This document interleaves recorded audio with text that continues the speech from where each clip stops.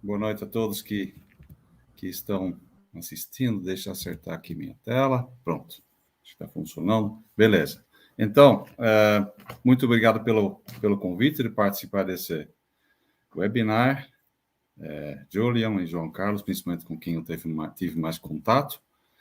E eu vou usar os 40 minutos que eu tenho para falar com vocês sobre esse assunto aí, modelagem da redução da transpiração vegetal por falta de água. Estresse hídrico também podemos chamar isso em menos palavras, né? Estresse hídrico vegetal, ou de plantas. E eu não conheço exatamente, aliás, conheço quase nenhum dos que estão assistindo, eu não sei exatamente quem estão assistindo, mas acredito que a grande maior parte eu não conheço. E também não sei exatamente a formação de vocês, mas eu vou falar de algumas coisas, eu vou tentar deixar relativamente simples, de vez em quando vou usar talvez uma terminologia ou uma equação, uma teoria que não todos conhecem tão bem ou dominam tão bem. Nesse caso, não se preocupem muito, vamos passar por cima, tentar olhar as linhas gerais, e quem realmente tiver interesse, ou estude esse assunto, faça disciplinas, procure outras formas de se informar. Na verdade, a minha apresentação vem numa sequência muito boa com a anterior do professor Ricardo, que falou de funções pela transferência que tem o intuito de, normalmente, predizer propriedades hidráulicas ou outros, né, mas propriedades hidráulicas é mais comum, eu acredito, do solo.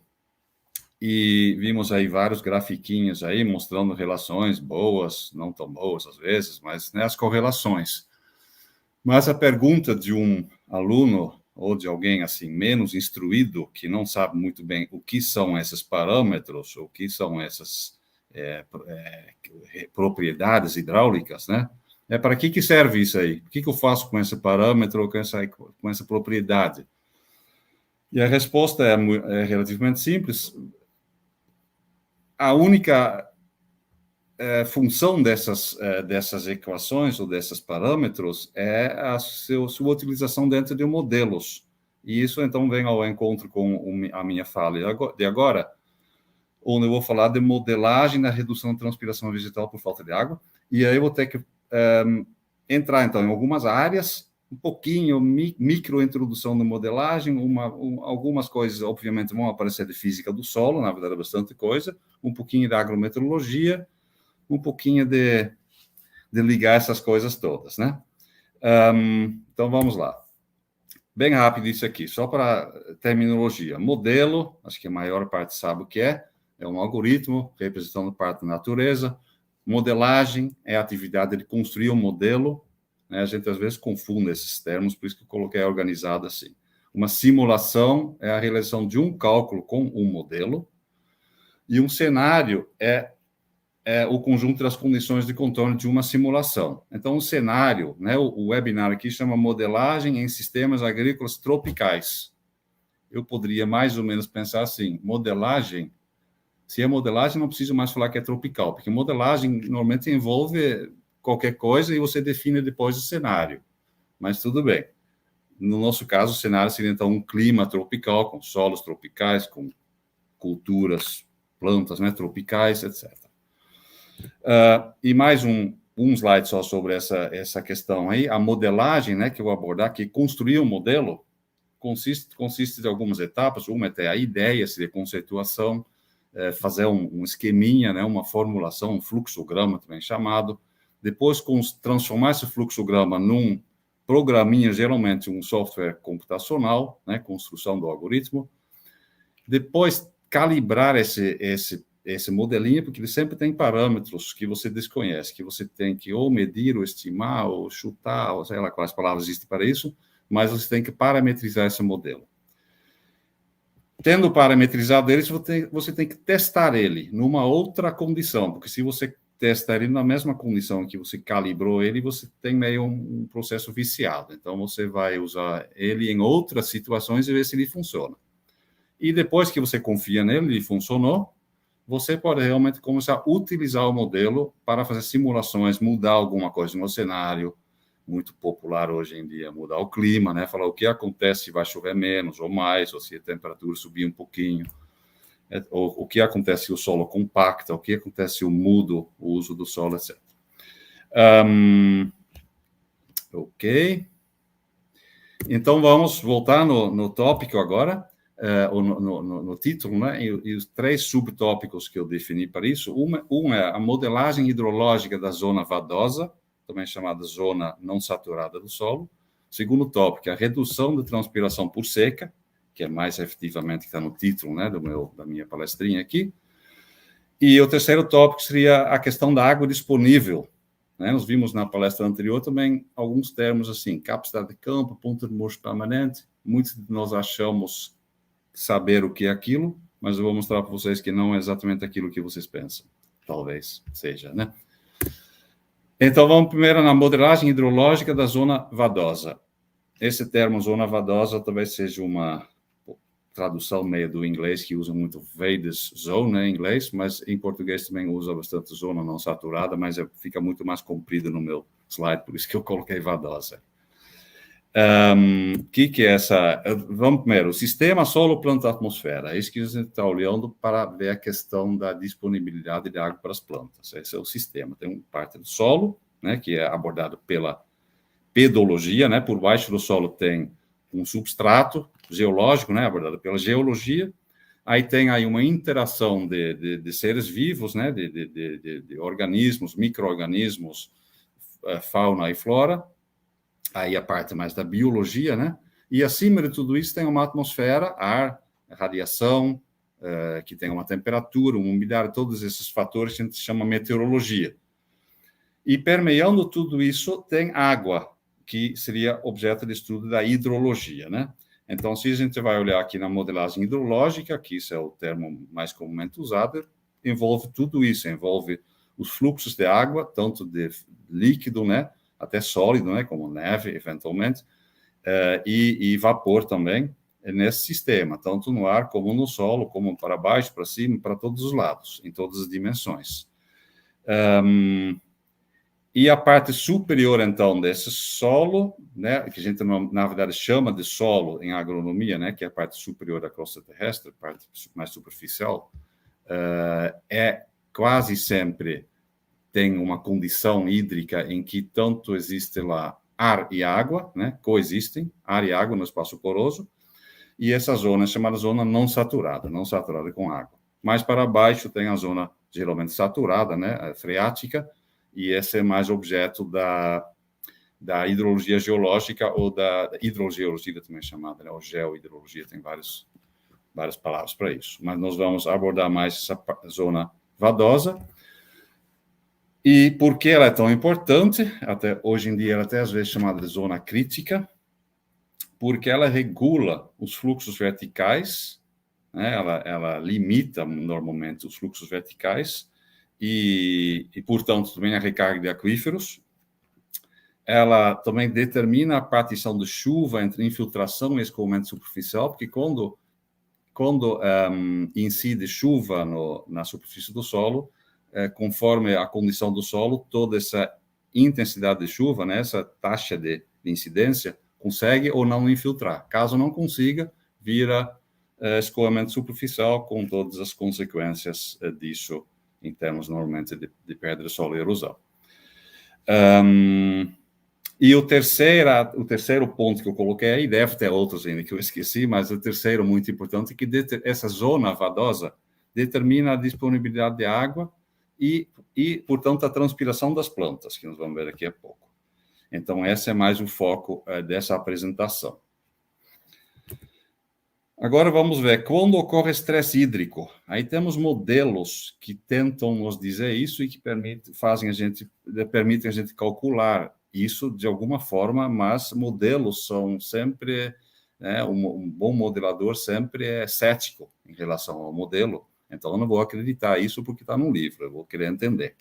Então, o modelo do tipo 1, que é o mais comum, de balanço hídrico, é um modelo de reservatório. Então, ele usa parâmetros empíricos, geralmente capacidade de campo, ponto de murcho permanente e a diferença dos dois é chamada de água disponível. Eu vou voltar nesse assunto daqui a pouco. Então, esse é o modelo 1. Ele supõe que quando o solo fica mais úmido que a capacidade de campo, isso não pode, essa água drena instantaneamente e o solo fica no máximo com a umidade de capacidade de campo. E as plantas conseguem extrair desse solo água até chegar no ponto de murcho permanente, quando a planta não sobrevive mais. O modelo do tipo 2 são modelos mais complexos em termos computacionais. Eles se baseiam numa equação da física do solo, que chama a equação de Richards, uma das principais equações da parte, pelo menos, de água do solo. E essa equação, incluindo um termo de extração radicular, ou seja, quanta água o solo extrai do solo. Esse termo de extração é que a gente vai ter que entender bem para poder falar de estresse hídrico. Esses modelos usam condutividades no sistema e gradientes no sistema. E necessitam daqueles parâmetros que o professor Ricardo abordou rapidamente na palestra anterior, de uma das equações de retenção de condutividade hidráulica, por exemplo, o frequentemente utilizado Van Genuchten, ou Brooks-Corey, ou outros. Ok? Então, daqui vem, desse tipo 1, que eu mostrei no slide anterior também, vem aquela formulinha água disponível é capacidade de campo menos ponto de murcho permanente. Às vezes você vê também CAD, né, capacidade de água disponível, essa mesma formulinha vezes aí na profundidade do sistema radicular. E aí, para conhecer esses valores da capacidade de campo e do ponto de murcho permanente, como nós fazemos? Eu estou passando esse assunto aqui em 2, 3 minutos, mas daria para fazer várias aulas só sobre isso, né? Normalmente se fala, bom, a capacidade de campo é a umidade do solo a uma determinada potencial, a uma determinada sucção, né, tensão. Muitas vezes se utiliza esse valor que eu coloquei aí, 100 centímetros. Eu vi num dos slides do professor Ricardo estava escrito 330, que também é comum usar. Às vezes usa 60. Na verdade, não tem um valor certo. Realmente, né, eu fiz alguns trabalhos nos anos passados com alguns dos meus alunos, não sei se alguns deles estão assistindo hoje, e nós publicamos alguns papers sobre o assunto, estou mostrando aqui, onde a gente conseguiu elaborar uma equação, né, um polinômio, uma equação, na verdade, muito grande, mas seria tipo uma função de pelotransferência, só que ele calcula em função de vários... na verdade, dos parâmetros da equação de Van Genuchten, né? Veja bem, está complicado, estou vendo agora. A função da pelotransferência, ou as funções que o professor Ricardo mostrou, calculavam em função da textura os parâmetros de uma equação de retenção, por exemplo, de Van Genuchten. Essa equação que a gente elaborou aqui calcula em função desses parâmetros da equação qual é a tensão ou a sucção, o potencial, né, na capacidade de campo. E como nós temos funções de pelotransferência que transformam textura em equação de parâmetros da equação de retenção, e agora temos uma outra que transforma esses parâmetros em tensão na capacidade de campo, posso então, usando as duas em série, posso transformar a textura em capacidade de campo, aproximada, que qualquer função de pelotransferência tem erros, né? Propagam erros. Então, é uma aproximação. Mas aqui você vê esse triângulozinho aí textural e você vê valores aí de uma coisa que se chama PF, que é, na verdade, o logaritmo à base 10 dessas tensões. Então, quando você vê aí, não sei se dá para enxergar, mas tem valores em torno de 2 ali. Tem 2,3, tem 1,9. 2 seria igual a 100 centímetros, que é o valor normalmente usado. Mas você vê que aparecem aqui valores desde 2,7 até 1 ponto alguma coisa, né? Então, tem uma gama bem maior do que somente falar é tal valor e acabou o problema. Tem mais um problema com capacidade de campo em relação agora à água disponível, que está aqui, estudei também alguns anos atrás, bem resumido, a planta pode tirar água do solo quando o solo está acima da capacidade de campo. Obviamente, a planta não vai parar de extrair água. E enquanto ela faz isso, ela está usando água que, na verdade, a gente não contabilizou, porque para o nosso modelinho, acima da capacidade de campo, não tem, não pode ficar. O modelo não permite. Mas, na realidade, na natureza, sim. Então, fiz uma estimativa com modelagem mais completa e mais complexa de quantificar quanto é isso, e usei alguns métodos. Tem uma figurinha aqui, vou usar esse, aqui, ó. Esqueci desse recurso aqui, ó. Tem essa grafiquinha aqui que mostra 100% do consumo da água é a barra inteira. E a parte laranja é a parte consumida acima da capacidade de campo. Numa série de simulações que eu fiz para o clima de Piracicaba, porque isso vai variar de clima para clima. Fiz para uma série de solos da região aqui, aí coloquei tudo junto numa figura, e as 6 barras, que são 6 diferentes métodos de você definir capacidade de campo. Mas isso não vou discutir agora, mas você vê que qualquer um dos métodos superestima, porque, na verdade, os métodos acreditam que a parte azul é a água disponível. E eu estou mostrando aqui que a planta usa mais um bom tanto, né? 10, 20, às vezes até 30% a mais que isso. Então, outra coisa de se pensar. Na física do solo, que eu chamo de interessante, não tem, na verdade, nada muito simples. Não tem assim, a capacidade de campo é isso, ponto de múltiplo permanente é aquilo, água disponível é isso, não. Tem que sempre continuar pensando com criatividade científica sobre todos esses termos, né? Vamos seguir para o segundo subtópico, né, da minha apresentação, que é a redução da transpiração por seca, que é bem mais complicado que a capacidade de campo, como vocês vão ver daqui a pouquinho. Porque capacidade de campo é um conceito que tem a ver com drenagem, com fluxo de drenagem.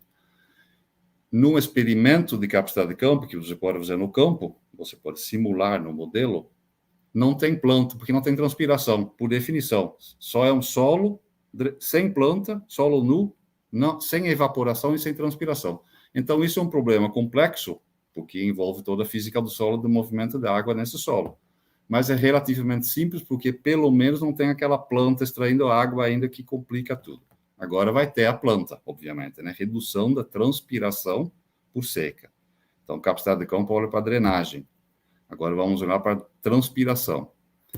E só alguns termos, né? Evapotranspiração, é evaporação mais transpiração, nós definimos, ou a agrometeorologia mais ou menos define, né, essas grandezas aí, a evapotranspiração potencial, normalmente denominado, simbolizado, né, por ETP, que é um valor que é limitado pela atmosfera, ou seja, a atmosfera que determina a temperatura, radiação, velocidade do vento, umidade relativa. Basicamente, esses fatores determinam quanto que é a evapotranspiração potencial.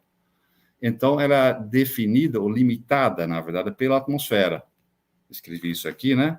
Em inglês tem um termo muito bonito por isso, que é sink limited. Sink é sumidouro, né? Limitado pelo sumidouro. A água tende a ir do solo, que é a fonte, para a atmosfera, sumidouro, então sink limited.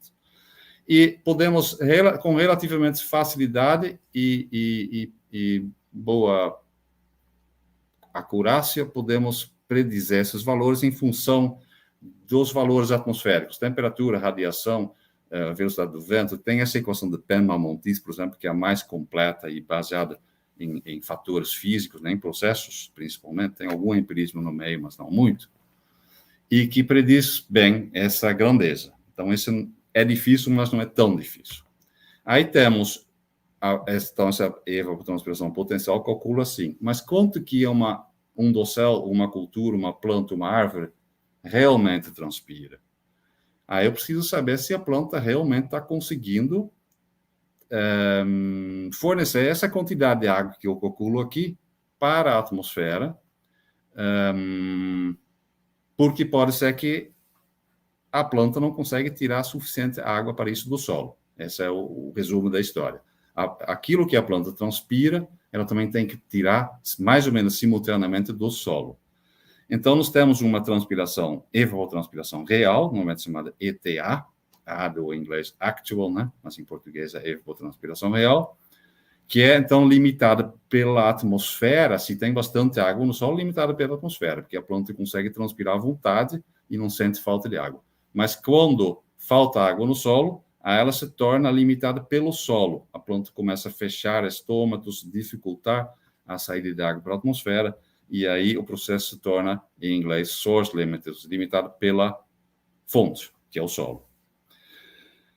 E ainda usamos frequentemente o termo evapotranspiração relativa, que é uma dividida pela outra, ETA sobre ETP. Então, esse valor varia de 1, quando não tem falta de água, a 0 no ponto de murcho permanente, e pode variar entre 1 e 0. Agora vamos olhar aqui algumas figuras da literatura. Tem muito mais desse tipo, que são medições. Aqui os eixos são um pouco diferentes, mas sempre vai de 0 a 1 aqui. De alguma forma vai sempre de 0 a 1, e que é essa evapotranspiração real. Desculpa, relativa. Estou confundindo as letrinhas agora. Relativa, ou seja, 1 aqui significa que a transpiração é potencial, que não tem falta de água. E 0, nenhuma transpiração. Você vê que todas as figuras são muito parecidas em termos de formato. Tem uma parte aqui onde a evapotranspiração é potencial, não tem falta de água, e depois uma parte que tem falta de água.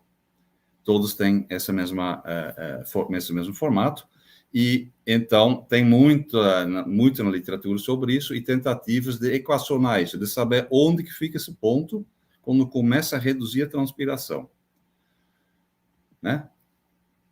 Em cada caso, deu um outro valor, e isso deve depender de uma série de fatores que vamos tentar descobrir.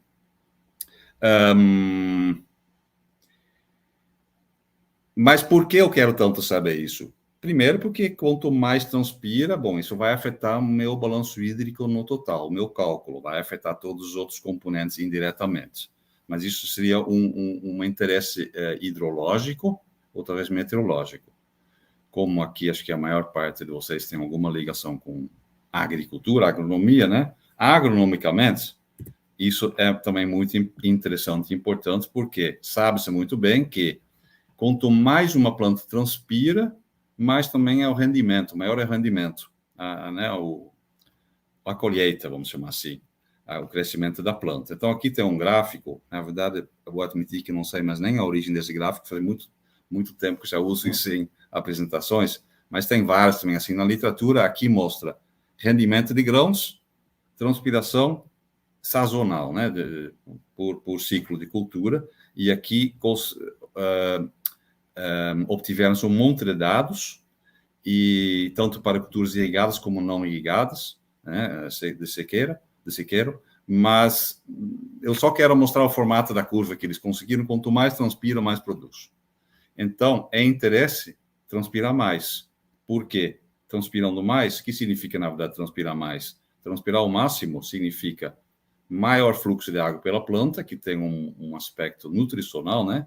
Também a planta consegue absorver mais nutrientes junto com essa água, mas, além disso, significa que a planta tem seus estômatos bem abertos pela maior parte do tempo, que significa que consegue absorver potencialmente o máximo de CO2, ou seja, consegue fazer uma fotossíntese ótima ou máxima, né?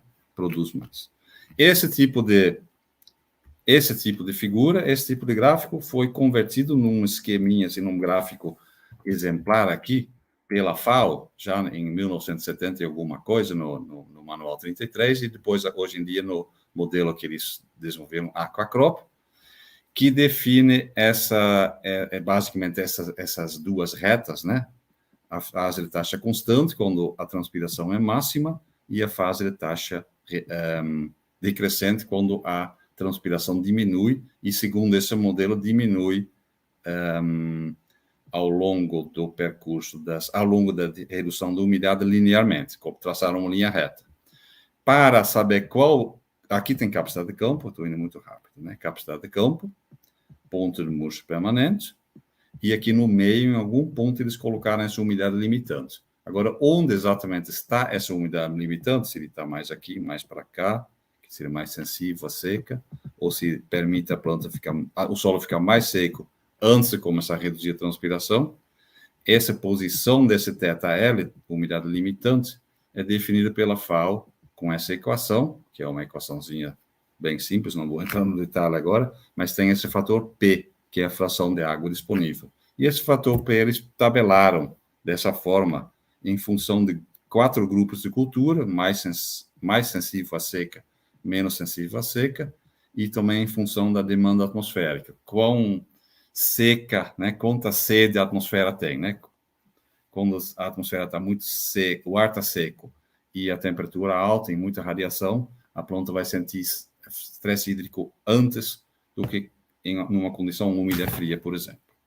Esse é um modelinho bastante usado, então, esse grafiquinho aqui, com esse fator P da FAO, e um outro modelo bastante utilizado, esse que estou mostrando aqui, que é parecido, né? Ele é um pouco mais complicado, porque ele tem aqui você vê que é mais ou menos o mesmo formato, ó, né? Então, úmido, mais seco, mais seco, mais seco, começa a reduzir aqui, e aqui chegou no zero, ponto de múltiplo permanente.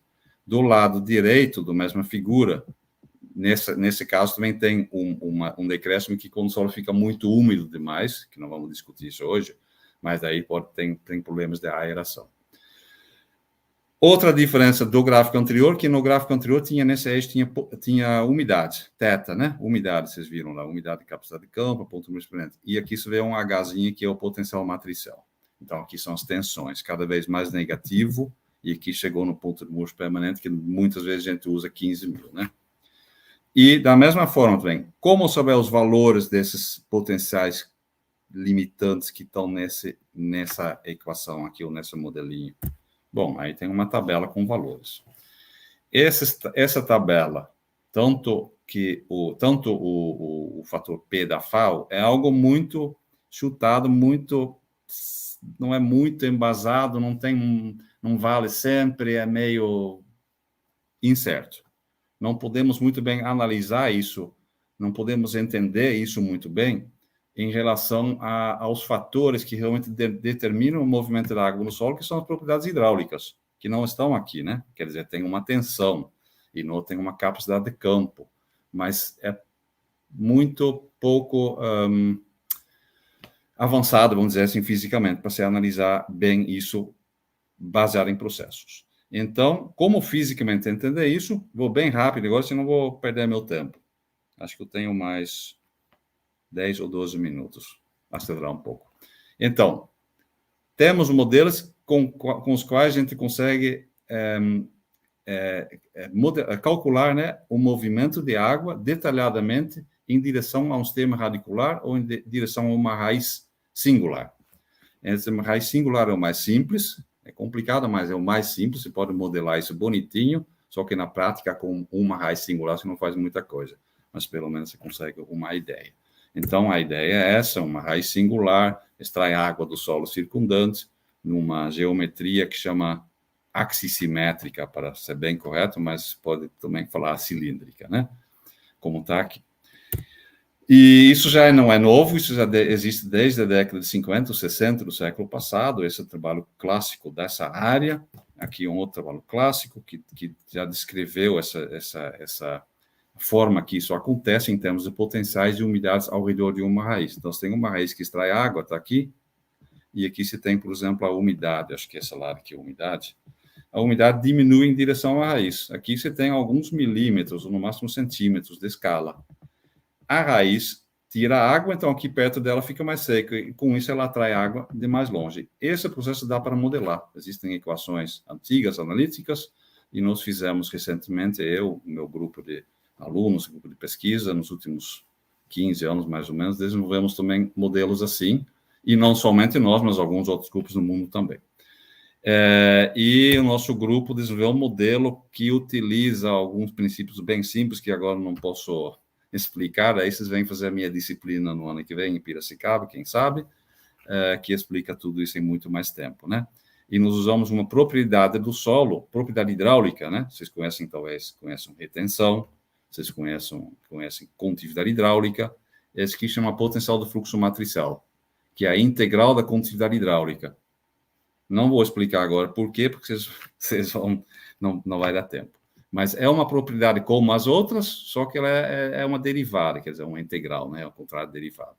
Mas de qualquer forma, você deveria lembrar, nesse caso, somente que ela tem uma ligação tanto com condutividade hidráulica, ela integra condutividade hidráulica e potencial, e seu valor pode simplesmente ser traduzido na umidade do solo ou no potencial, qual que você quiser, por uma equação simples. Então, quando você sabe o potencial do fluxo matricial, esse M aqui, você também pode sempre calcular qual é a umidade de um determinado solo naquela condição.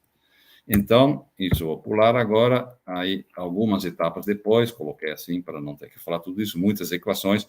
Por exemplo, conseguimos produzir isso alguns anos atrás, que é um nomograma, que é um gráfico, né, que permite você estimar a umidade crítica quando começa a redução da transpiração ou potencial crítico, em função de vários parâmetros que estão nesse gráfico, não vou explicar tudo agora, mas é transpiração potencial, ou seja, demanda atmosférica, profundidade do sistema radicular, que é o Z, densidade radicular, que são esses valores aqui. Então, quando uma planta tem mais raízes, ela suporta mais secura, vamos dizer assim, do solo, antes de reduzir sua transpiração. E ainda as propriedades hidráulicas do solo que estão aqui, que é a umidade e o potencial. Isso seria a curva de retenção, né? E aqui é a curva do potencial do fluxo matricial, aquela grandeza um pouco mais complexa, que eu não posso entrar em muito detalhe por causa do tempo agora. Com isso, podemos fazer várias coisas, vocês podem entender. Eu posso agora, com mais propriedade, né, dizer quando uma planta começa a sentir falta de água, em função das propriedades realmente hidráulicas do solo. Está aqui a retenção, está aqui a condutividade hidráulica de forma embutida, e está aqui a densidade radicular e a transpiração potencial, ou seja, a demanda atmosférica. Já é muito mais, assim, plausível dizer, vamos dizer assim, do ponto de vista, pelo menos, físico, né? Do que simplesmente falar a umidade crítica corresponde a tal valor de potencial, e é isso. Não fazemos isso aqui.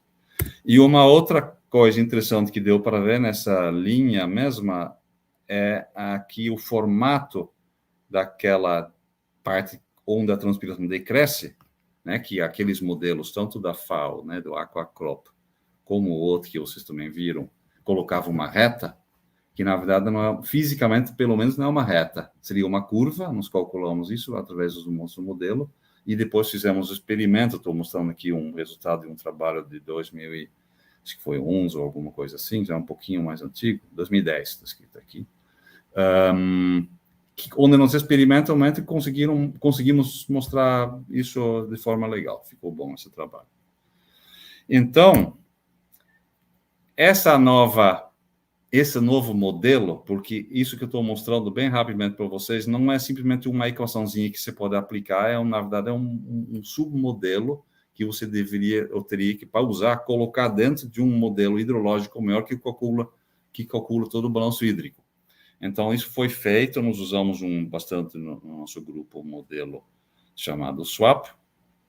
Alguns de vocês devem conhecer o modelo Hydrus, que é americano, que é parecido. O SWAP tem mais opções de planta, eu diria, no geral.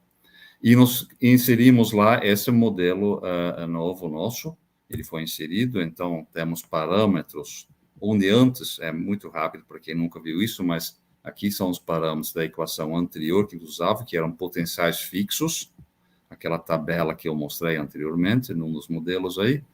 E agora temos outros parâmetros aqui que são mais físicos mesmo, né? Que é a condutância do caule, que é o raio do xilema, que é o raio da raiz, que são alguns outros fatores que dizem respeito ao sistema radicular. Então, ficou mais físico. E nós chamamos essa função de redução, né, assim que é chamada, redução de transpiração, M-flux, porque é M daquele parâmetro M, né, potencial do fluxo matricial, e flux porque tem tudo a ver com fluxos de água. Então, qual a vantagem de usar isso em relação a um modelo mais empírico, que ele utiliza parâmetros hidráulicos mensuráveis, ele não utiliza parâmetros empíricos, e ele inclui sensibilidades à densidade radicular, demanda atmosférica e propriedades hidráulicas queimadas do solo. E também inclui compensação, que é que uma planta consegue, quando falta água, por exemplo, numa camada mais seca, geralmente na superfície, a planta consegue deslocar a sua atividade radicular mais para baixo, a sua extração radicular mais para baixo. Modelos mais simples, como aqueles da FAO e outro FEDES que a gente usou, não tem essa opção no padrão deles. Então, conseguimos simular Isso, eu vou pular esse gráfico, que é complicado explicar tudo. Vou só mostrar esse aqui. Aqui mostramos a extração da água radicular. Aqui é um perfil de solo, até 70 centímetros de profundidade. Quanto que a planta extrai, segundo um modelo mais simples, é isso aqui, numa condição bem seca, né? E segundo outro, nosso modelo, linha vermelha aqui, quando tinha bastante água ainda embaixo no solo. Esse modelo não consegue simular que a planta vai extrair mais aqui, enquanto tem muita água. O nosso modelo conseguiu extrair ou simular. Ok, vou pular isso também. Vou pular isso também, porque simplesmente o tempo está acabando. Eu vou só terminar aqui com um terceiro pequeno item aqui, que é a água disponível e sua estimativa baseada em processo. Então, vocês já viram, bem no início da minha apresentação, a questão da água disponível, que simplificadamente, e em quase todos os livros textos de agronomia, né, ou de física do solo, ou de agrometeorologia, é apresentado como capacidade de campo menos ponto de múltiplo permanente. Então, podemos manter mais ou menos isso, porém, podemos estimar esses valores da capacidade de campo e do ponto de múltiplo permanente de uma forma um pouco mais, eu diria, quase desafiadora, ou correta, ou mais interessante, mais correta, mais baseada em processos. Então, eu já mostrei para vocês bem rapidamente aquele triângulo textural que tinha lá os valores de capacidade de campo, que a gente conseguiu estimar com base no processo de drenagem, realmente, em função das propriedades hidráulicas. E eu também fui muito rápido na questão agora da redução da transpiração, mas nos desenvolvemos ali também aquele modelo inserido num modelo hidrológico completo, mas nós também podemos usar tudo isso para extrair algumas equações um pouco mais simples para você usar em solos que você simplifica um pouco a questão da estratificação. Basicamente, vamos dizer, em solos de uma camada só, onde a gente considera que não há grandes alterações verticais nas propriedades. E aí a gente conseguiu desenvolver uma forma de você calcular a disponibilidade de água, ou seja, a capacidade de campo, ponto de múltiplo permanente e o ponto limitante, que é onde começa a redução de transpiração, com base nas propriedades hidráulicas do solo, nos parâmetros, nesse caso, da equação de Wangen-Ute. Então, ficou muito mais interessante do que você simplesmente falar a capacidade de campo é 100 centímetros e o ponto de múltiplo permanente é 15.000 centímetros. Então, isso foi feito e isso resultou, eu vou pular isso aqui, novamente em triângulos, né? Porque agora, quando a gente tem a nossa textura, né? Areia, silto, argila, aqui nos triângulos texturais, que vocês devem conhecer, eu posso transformar esses teores através de uma função do pelotransferência em propriedades, em parâmetros da equação de Wangen-Ute, por exemplo, da retenção e da condutividade hidráulica. Então, feito isso, eu posso usar o meu novo método baseado em fluxos para calcular quanto é água disponível. E aqui foi feito isso usando uma função do pelotransferência, que a própria pergunta é qual função do pelotransferência usar, né? Tem N no mundo, tem um bastante consagrado, que chama Rosetta, consagrado, porém, ele é desenvolvido com base em muitos solos de regiões temperadas. Então, ele pode não ser tão confiável para solos brasileiros. Mas isso seria questão de usar o mesmo método que eu estou propondo, que estou colocando aqui, com uma outra função no pelotransferência, só substituindo essas equações ali. Mas aqui você vê a ideia, então você vê aqui o triângulo da água disponível segundo a FAO, segundo aquele método do Aquacrop, que simplesmente usa uma fração fixa de água disponível. E aqui, outros 3 triângulos, um aqui, outro aqui, usando o nosso método. O nosso método, ele faz distinção, utiliza para estimar essa água disponível, entre outras coisas, também a densidade radicular. O FAO não usa isso.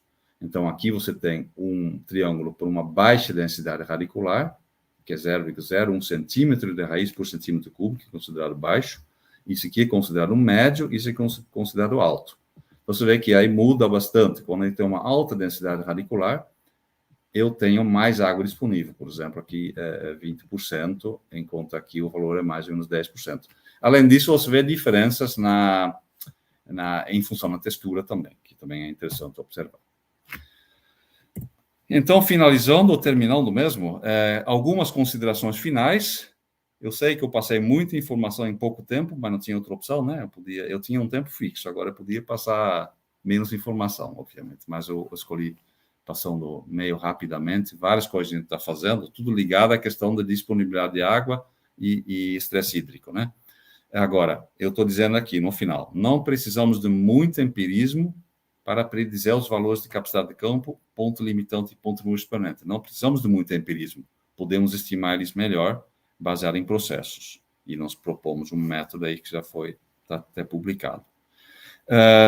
Modelos menos empíricos permitem uma análise mais condizente do balanço hídrico e do estresse hídrico, né? Você consegue fazer melhor do que usar um modelinho bem simples. Nós temos modelos mais corretos, mais completos, que precisam de um pouquinho mais de dados hidráulicos, geralmente, mas que esses dados estão disponíveis ou podem ser inferidos através de funções de transferência, como mostrou o professor Ricardo na fala anterior. E, por fim, quais são alguns tópicos de pesquisa, né, futura nisso? Fora do aperfeiçoamento da própria modelagem, mas a modelagem está nos mostrando, e as simulações estão nos mostrando, que um ponto-chave é o melhor entendimento do sistema radicular.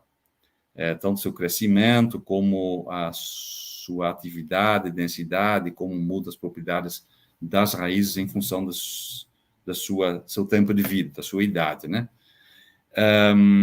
Então, isso é um ponto importante.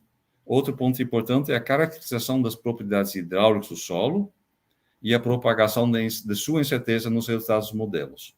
Então, isso mostra essa última consideração, mostra bem duas virtudes da modelagem, né? Que a modelagem permite você identificar mais ou menos organizadamente quais são os gargalos, né? Para você avançar numa determinada direção.